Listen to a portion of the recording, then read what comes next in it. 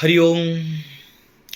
कर्पूरगौरं करुणावतारं संसारसारं भुजगेन्द्रहारं सदा वसन्तं हृदयारविन्दे भवं भवानी सहितं नमामि।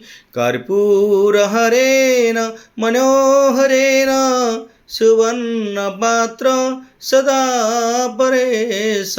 मंगलं भगवान विष्णु मंगलं गरुड़ध्वज मंगलं पुंडरीकाक्षं सर्वकार्येषु सर्वदा। सर्वमंगले मंगले शिवे सर्वार्थे साधिके शरणे त्र्यंबके गौरी नारायणी नमोस्तुते। ओम नमो भगवते वासुदेवाय नमः। नमस्कार दर्शक बंधु, मु ज्योतिर्विद हरस कुमार साहू आमर ये सप्तऋषि दिव्यसन संस्थान चैनल को आपन को स्वागत करुछु।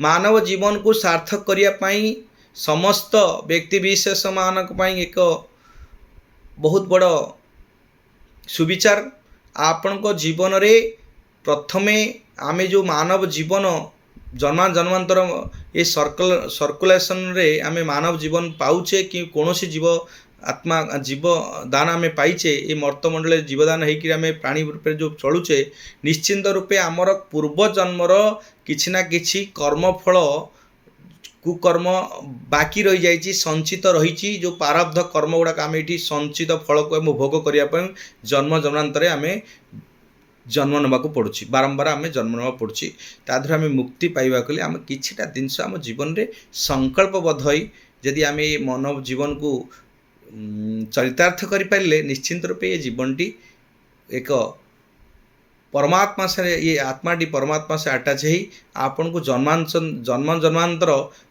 ये जन्म नहीं बारंबार जन्म नहीं आपन को ये नरक भोगवा को पड़ो ना।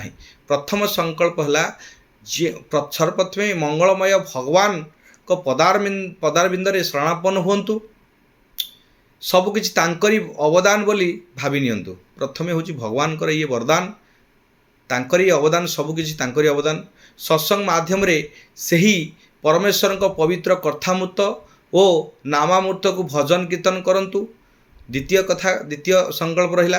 तृतीय संकल्प भक्तिपूत भाव रे नित्य श्रीमद् भागवत और भागवत गीता को निजे और निज पिला मानकु पढ़िबार सौभाग्य दे ये दुर्लभ मानव जीवन को धन्य करंतु। ये थिला तृतीय।